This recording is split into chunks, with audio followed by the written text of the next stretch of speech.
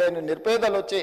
అయ్యా మాకు భూమి లేదు, భూమి ఉన్న వాళ్ళకే ప్రభుత్వ సహాయం అందుతుంది, భూమి లేని మా గురించి ప్రభుత్వం పట్టించుకోవాలి కదా, మీకు బాధ్యత లేదా అని వాళ్ళు అడిగితే ఆలోచన చేసి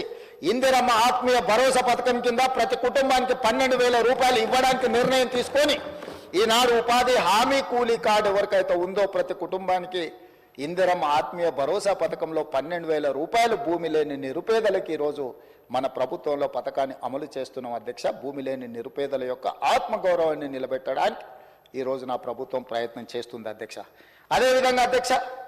ఒకనాడు మీకు తెలుసు ఆనాటి ప్రభుత్వం కేంద్ర ప్రభుత్వంతో కిల్లి కజ్జాలు పెట్టుకొని ఫుడ్ కార్పొరేషన్ ఆఫ్ ఇండియా సేకరించే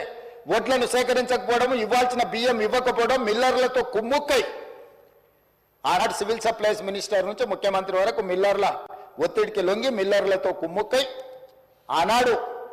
వడ్లు కొనకపోవడం, కేంద్రం కొంటలేదు కాబట్టి మేము కొనం, రాష్ట్ర ప్రభుత్వం వ్యాపార సంస్థ కాదు, మాకు నష్టాలు వచ్చినాయి, 100 కోట్ల రూపాయల నష్టాలను చూపించి వడ్లను కొనడమే ఆపేసి చివరికి ఆనాటి ముఖ్యమంత్రి గారు ఏమన్నారు అధ్యక్ష, ఊరేసుకుంటే ఊరేసుకున్నట్టే అన్నాడు అధ్యక్ష.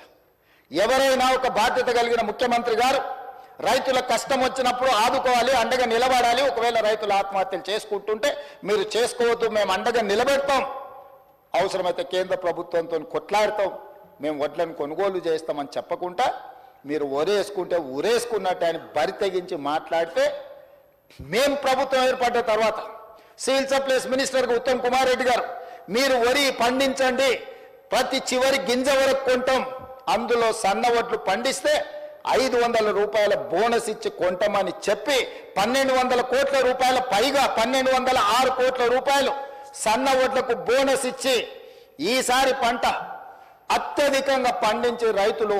ఈరోజు రాష్ట్ర ప్రభుత్వానికి వడ్లు 1,56,00,000 మెట్రిక్ టన్నులు అమ్మి మనకి ఈరోజు పంట పండించారు అధ్యక్ష. అధ్యక్ష, ఒక్క సంవత్సరంలో 260 లక్షల మెట్రిక్ టన్నులు సంవత్సరంలో వడ్లని దేశంలోనే అత్యధికంగా ఉత్పత్తి చేసిన రాష్ట్రంగా తెలంగాణ రాష్ట్రం మిగిలింది అధ్యక్ష. ఆనాడు ఎవరు కష్టపడి ఏ రైతు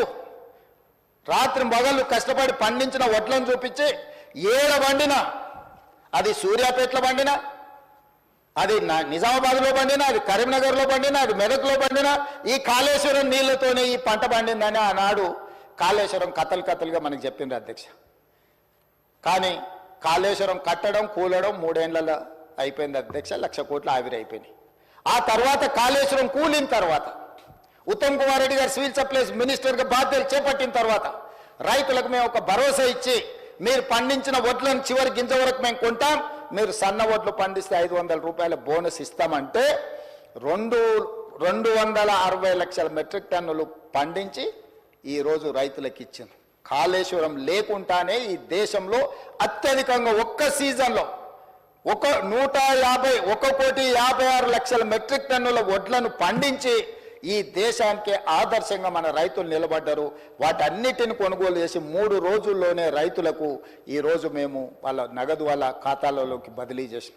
ఆనాడు అధ్యక్ష క్వింటాల్కు 10 కిలోలు తుట్టి మీద, తాలు మీద, తడి మీద కొల్లగొట్టి మాఫియా క్వింటాల్కు 10 కిలోలు అని అంటే దాదాపుగా 250 రూపాయలు, కోటి మెట్రిక్ టన్నులు అంటే దాదాపుగా ఎన్ని వేల కోట్ల రూపాయలు ఆనాడు కమిషన్ల కింద మిల్లర్లు ఆనాటి ప్రభుత్వ మంత్రులు వచ్చి కొల్లగొట్టినరు మీరు చూడండి అధ్యక్ష, లెక్క వేయండి.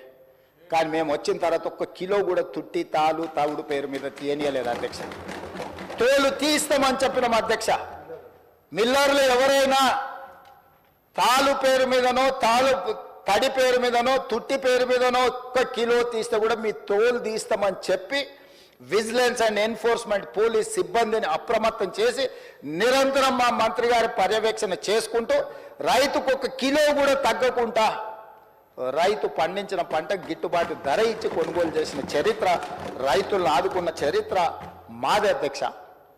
ఇదే కాదు అధ్యక్ష, రైతుల సమస్యలను పరిష్కరించడానికి శాశ్వతమైన ఒక వ్యవస్థ ఉండాలి అని గతంలో రైతుల సమస్యలను పట్టించుకునే వాళ్ళే లేకపోవడం వల్ల రైతు కమిషన్ ఏర్పాటు చేసి వ్యవసాయం పట్ల చిత్తశుద్ధి నమ్మకం ఉన్న కోదండరెడ్డి గారిని మొట్టమొదటిసారి తెలంగాణ రాష్ట్రంలో విధానపరమైన